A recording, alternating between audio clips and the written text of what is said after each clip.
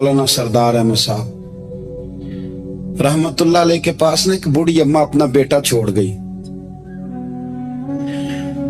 तो हजरत साहब ने को 2, 4, 5 महीने रखा। तो बाद में उसकी अम्मा को बुला के कहा कि भाई तू बेवा है, बेटा तेरा यतीम है, मैं नहीं चाहता कि इसका वक्त जाया हो।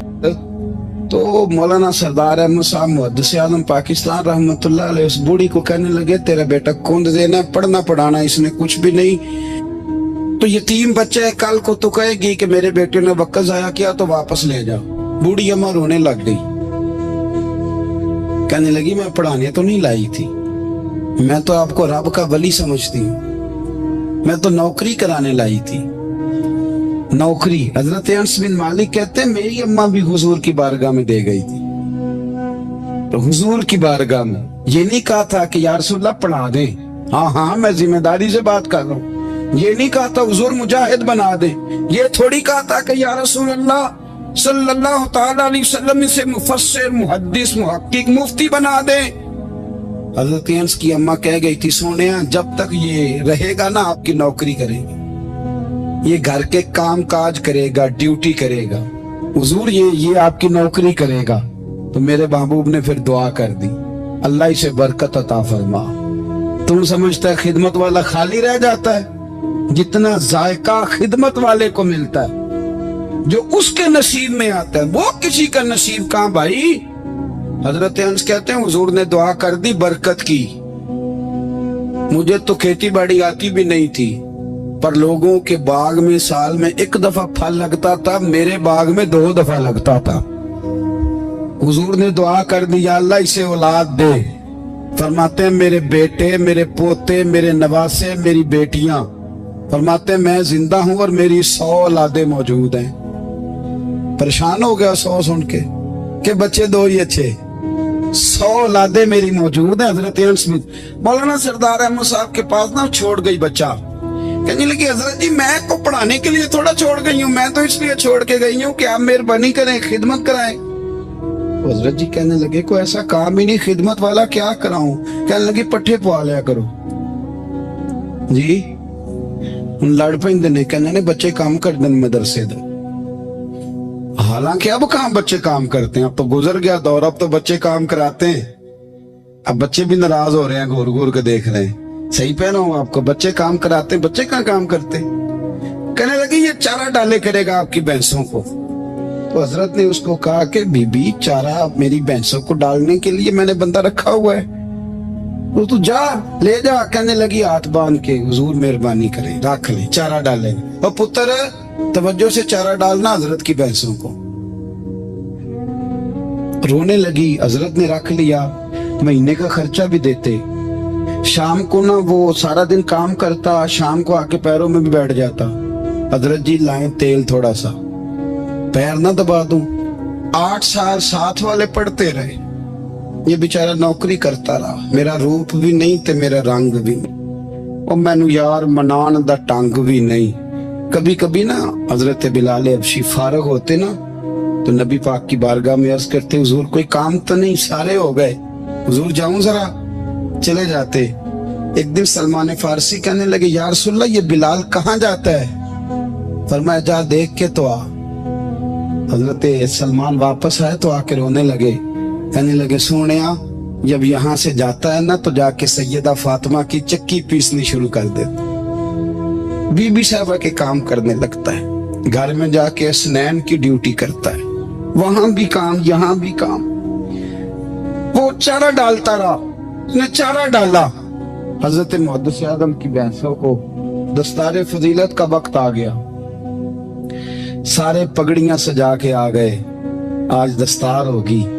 ये न पीछे होके बैठ गया, चूंकि पढ़ा ही नहीं था तो दस्तार का है कि दस्तार तो उसकी जो पढ़ेगा, हमने तो पढ़ा ही नहीं, हमने तो यार पढ़ा, घर पढ़ा, ड्यूटी करी।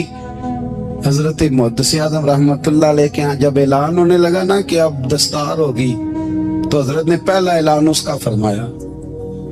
तो मजा वाला बंदा कपड़े भी कदी कदी बदल देना, वो कहता जिस हाल में भी था मैं पलट के देखने लगा कि पड़ा पड़ा तो है, कोई शय नहीं, ये माजरा क्या है। पीछे से उठ के आए تو کہتے ہیں باقیوں کی دستار کسی عالم نے کی, کسی صوفی نے کی, لیکن یہ بھینسوں کو چارہ ڈالنے والا جب آیا تو محدث اعظم نے فرمایا پگڑی کے بال کو کوئی ہاتھ نہ لگائے, یہ ساری دستار میں نے کرنی ہے.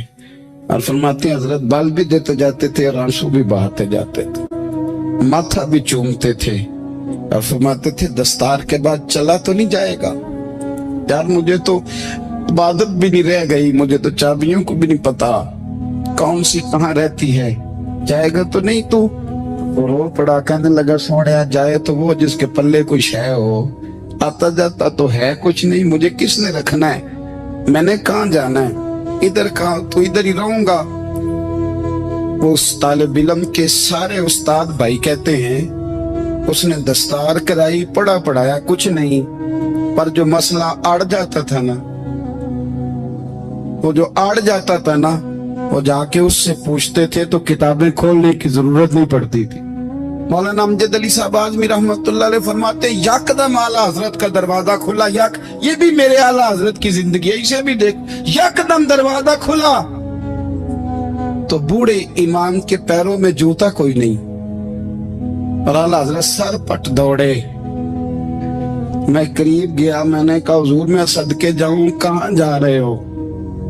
کہنے لگے کسی نے بتایا میرا مرشد کا بیٹا ریلوے اسٹیشن سے گزرنے والا ہے, امجد علی دیر نہ کر یار, کہیں شہزادہ ناراض نہ ہو جائے, میرے مرشد کا بیٹا, میرے شیخ کا پوتا, یار ذرا جلدی کر. کہتے ہیں اعلیٰ حضرت دوڑے ریلوے اسٹیشن پہ, انہیں اگر فتوے لکھنے آتے تھے کل کے رضا ہے خنجر خونخوار برق بار, تو وہ یہ بھی کہا کرتے تھے کیسے آقاؤں کا بندہ ہوں رضا, بول بالے میری سرکاروں کے. دوڑے گئے ریلوے اسٹیشن پہ, اور بوڑھے شیخ صدر الشریعہ کہتے ہیں میں نے کہا حضور میں نہ چلا جاؤں. کہنے لگے نا پتر, میں نے بڑا نمک کھایا اس گھر کا, میں نے بڑی نوکری کری ہے, میری اپنی ڈیوٹی ہے, تمہاری تو نہیں نا. میرے شیخ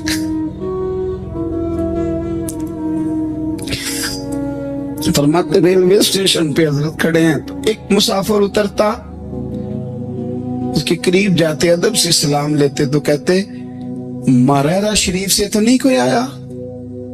کہتے وہ مسافر گزر جاتا, دوسرا آتا تو پھر قریب جاتے, کہتے اس کے آستانے سے تو نہیں آئے, ادھر سے تو نہیں کوئی آیا. کہتے سارے گزر گئے, جن مسافروں نے اترنا تھا اتر گئے, ٹرین چل پڑی.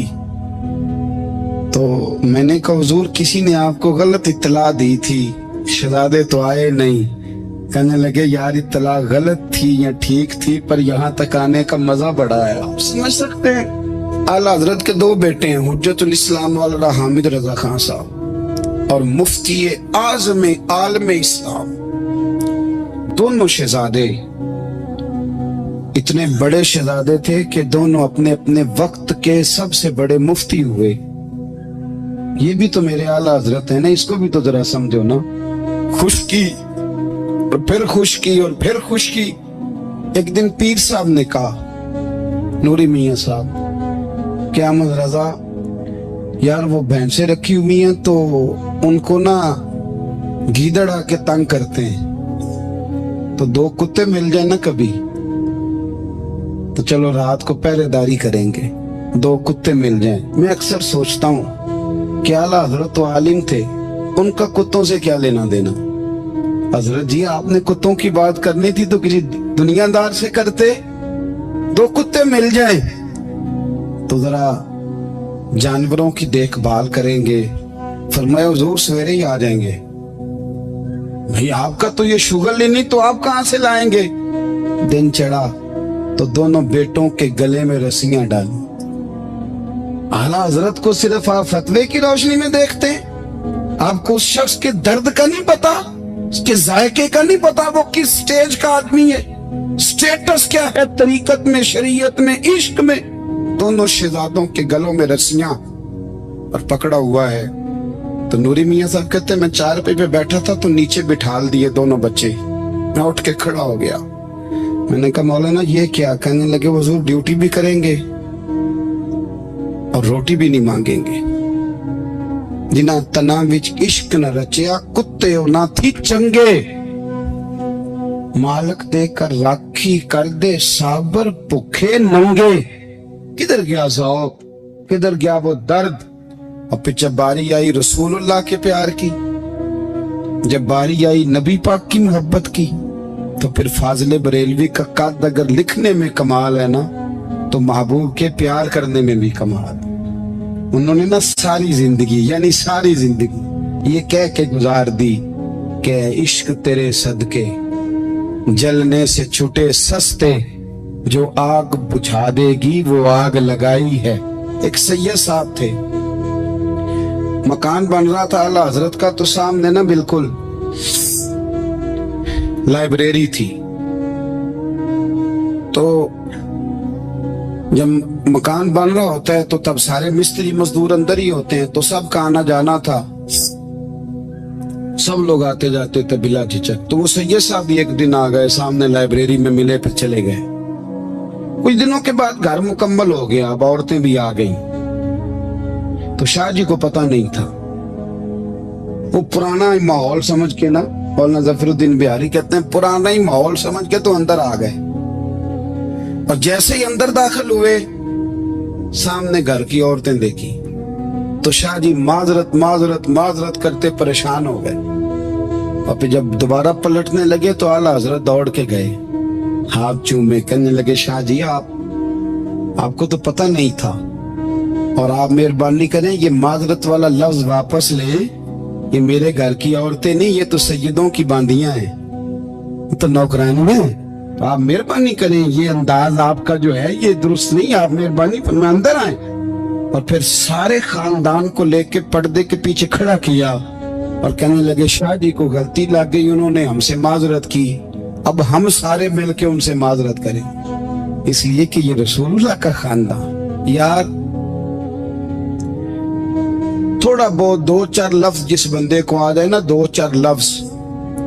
میں ذاتی طور پہ نا آپ کو پتہ ہے میں تو نعت خانوں سے تو ہماری بنتی نہیں، بہت سارے نعت خان تو ہمیں ویسے ہی نہیں. میں کہتا ہوں نعت آنے دے جانے کا نام نہیں، نعت تو کلام کا نام ہے. کسی بزرگ کی بات پڑھو، کوئی مطلب اس میں کوئی ذوق ہو، کوئی درد ہو. یہ کیا بات ہوئی جو آج کل کام شروع ہے؟ لیکن آپ کو پتہ ہے ہم نعت خان کی بھی عزت کرتے ہیں. میں جس نعت خان سے نعت سنتا ہوں میں دل کی قلب کی گہرائی سے اس کا حیا کرتا ہوں، میں اکرام کرتا ہوں، اللہ جان میں اعزاز دیتا ہوں، اس لیے کہ میں سمجھتا ہوں یہ جب بولتا ہے نا تو مجھے مدینے والے کی یاد آتی ہے، یہ نبی کریم کی یاد دلاتا ہے، تو اس کا اعزاز ہے. اعلیٰ حضرت فاضل بریلوی رحمت اللہ تعالی علیہ نے نبی کریم سے محبت کی اور حضور سید عالم صلی اللہ علیہ وسلم سے تعلق رکھنے والی ہر شے سے محبت کی. انہوں نے اپنے ذوق کو کبھی پھیکا نہیں پڑنے دیا. ساری زندگی رسول اللہ صلی اللہ علیہ وسلم کا پیار. تھوڑے دو چار لفظ میری طرح کسی شخص کو آ جائیں تو وہ ادب اداب کے دائروں سے نکل جاتا ہے. وہ ہر چیز کو کلو کال کے ذائقے میں رکھتا ہے. اس لیے ملا رومی فرمایا کرتے تھے سیٹھ آدمی ہونا جیب میں پیسے ہو تو اس کا پیر کوئی نہیں ہوتا. اگر کوئی عہدہ مل جائے، بندہ کسی درجے پہ پہنچ جائے تو اس بندے کا بھی مرشد ہے، اور اگر چار لفظ پڑھ جائے تو اکثر میری طرح کے بندے خلیفے ہوتے ہیں، مرید نہیں ہوتے. ناراض تو نہیں ہو گیا آپ لوگ؟ میری طرح کے لوگ نا خلیفے ہوتے ہیں، بتاتے ہیں 14 جگہ کا خلیفہ ہوں تو سوال یہ ہے کہ غلام کس کا ہے؟ میری خلاف تھے. او خدا کے بندے، غلامی اصل چیز ہے.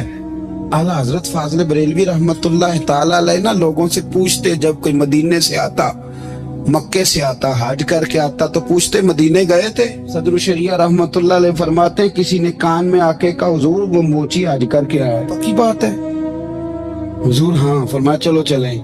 حضرت جی وہ لکھنا نہیں؟ تو میں آ کے دیکھتے. حضرت مہمان اوے آ کے دیکھتے. کہتے دوڑنے لگے. وہ جوتے گانٹ رہا تھا. جا کے پوچھا حج کر کے آئے ہو؟ کہا ہاں. مدینہ شریف گئے تھے؟ وہ جس بندے کے پاس لوگ تاریخیں لینے جائیں تو ٹائم نہ ملے. بھائی آج مدینے گئے تھے؟ कहने लगा जी बड़ा कर्म किया सरकार ने, मैं तो 1.5 महीना रह के आया हूं। कहते हैं जुब्बा कहीं, पगड़ी कहीं, कलम कहीं, शागिर्द कहीं, मुरीद कहीं, और अंदर नहीं, हुजरे के अंदर छुप के किसी की तालीम नहीं, चौक में मोची जूते गांठने वाला दुनिया देख रही है, आला हजरत झुके और मोची के पैर चूमने शुरू कर दिए। लोग पकड़ ले, हुजूर ये क्या, वो भी पैर, कहने लगे पीछे हट जाओ, ये वो कदम है जो मेरे मुस्तफा करीम के दरे दौला से होके आए। हरम की जमीन और कदम रख के चलना, अरे सर का मौका है वो जाने वाले। ये जायका, ये दर्द, तो आला हजरत ने ना ज़ौक वाली जिंदगी गुजारी, अदब वाली जिंदगी गुजारी, प्रेम वाला वक्त गुजारा, इश्क वाला वक्त गुजारा। हजरत बिलाल हबशी कभी सिपा सालार बने थे किसी जंग में, किसी सूबे के गवर्नर बने हो, बोलो तो सही यार। उनका तारुफ क्या था? नबी करीम के गुलाम। हुजूर के ना जो जाती मामलात थे ना, 20 अंसारी नौजवान थे जो हर वक्त नबी पाक के पास खड़े रहते थे कि हुजूर को हुक्म करें। 20 और 34 से लेकर 40 तक गुलाम हर वक्त हुजूर की बारगाह में रहते। हजरत बिलाल हुजूर के जाती मामलात की खिदमत करते थे। कोई ऐसी वो जो तबलीग की या दावत की या जंग की या जिहाद की कोई ड्यूटी नहीं वो करते, जाती खिदमत सरकार की। हजरत उमर फारूक वो शख्स हैं कि जिन्होंने कभी किसी बंदे को खातर में नहीं लाया, लेकिन जब हजरत बिलाल आते थे ना तो जनाबे उमर उठ के खड़े होते, कुर्सी छोड़ते थे और फिर एक नारा लगाते थे, कहते थे या बिलाल अंता सैयदुना, बिलाल तू हमारा सरदार है यार, तू हमारा। यानी इश्क का ज़ौक पूरा करना उन्हें भी आता था। इसलिए मेरा मशवरा है, मेरी राय है, और जो मेरा हुक्म मानने वाले हैं उनके लिए मेरा हुक्म है कि ज़ौक ना कभी भी खराब करना, कभी भी ना ज़ौक ना खराब करना, अपना लुत्फ में। मैंने कई दफा, मैं पहली दफा मदीना शरीफ हाजिर हुआ तो एक बाबा जी मेरे आगे आगे थे, तो उनको ना धक्के मार रहा था। वो सामने खड़े होते हैं ना, अल्लाह खैर फरमाए, अपनी अपनी ड्यूटियां ना, उनकी भी एक ड्यूटी है ना जी। तो धक्के मार रहा था तो बाबा उसे कह रहा था तेरी खैर होवे पहरेदारा, रोजे दी जाली चुम लैन दे। उन्हें फिर धक्का मारे तो फिर उन्हें कहता तेरी खैर होवे पहरेदारा। मैंने, वो बिल्कुल अनपढ़ बाबा जी थे, पर मुझे उन्होंने बहुत बड़ी बात समझा दी, मैंने उनसे बड़ा सीखा, मिंबर पे जिक्र कर रहा हूँ। वो तीसरी दफा फिर धक्का मारा, तेरी खैर होवे पहरेदारा, रोजे दी जाली। तो बाबा जी बाहर निकल आए तो मैं भी पीछे निकल आया। तो मैंने कहा बाबा जी यहाँ कुछ इन्होंने बांग्लादेशी और हिंदुस्तानी भी रखे हुए हैं, पर ये तो अरबी था खालस। उनको तो ਤੁਹਾਡੀ भी समझ आती सी, ਤੁਸੀਂ पंजाबी ਦਾ शेर सुनाई जा रहे हो। कहते पुत्र मैनू भी पता है उन्होंने नहीं समझ आ रही, पर मैं ते अपना रांझा पै राजी करता सा।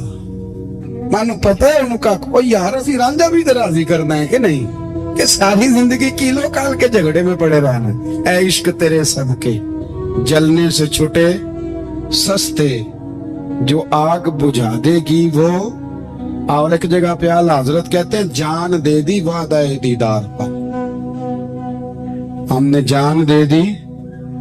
हाँ, खाली उसने वादा किया था कि आऊंगा, आया नहीं था, पर जान हमने पहले दे दी। तो इसलिए ना ज़ौक, शौक, प्यार, वारफ्तगी, मोहब्बत असातिज़ा के लिए, बुजुर्गों के लिए, उलमा के लिए, मशाइख के लिए, बड़ों के लिए, ना ज़ौक ना कभी खराब होने पाए। अल्लाह आपको सलामत रखे। और कुछ दुआएं मैंने दे दी हैं, कुछ अल्लाह जानता है मेरे दिल में है, वो मैं देता रहता हूँ। अल्लाह आपको हमेशा शाद व आबाद फरमाए।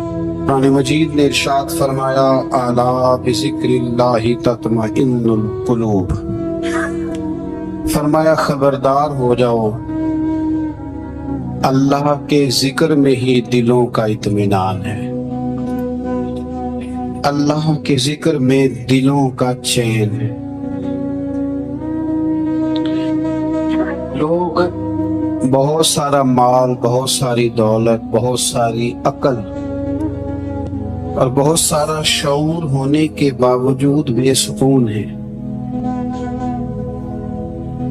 जिस चीज ने जमाने को तकलीफ में मुब्तला कर दिया है, और जो चीज ढूंढने से नहीं मिलती वो इत्मीनान है, वो करार है। लोग भीख मांगते हैं, मिन्नत करते हैं, दुहाई देते हैं कि कहीं से सुकून की दौलत मिल जाए, लेकिन वो मुयस्सर नहीं आ रही। बड़े बड़े लोग हैं, और मैं अर्ज कर चुका हूं कि मालदार भी हैं और अक्लमंद भी हैं, बाशऊर हैं, पढ़े लिखे, पर कल्बी सुकून, राहत, इत्मीनान, चैन उन्हें मुयस्सर नहीं आ रहा। रातें जाग कर गुजर जाती हैं, दिन आजमाइश में बीत जाता है। वो कभी उसके लिए ठंडे इलाकों का सफर करते हैं, कभी दोस्तों की मजलिसों में जाकर के बैठते हैं, कभी घर से दूर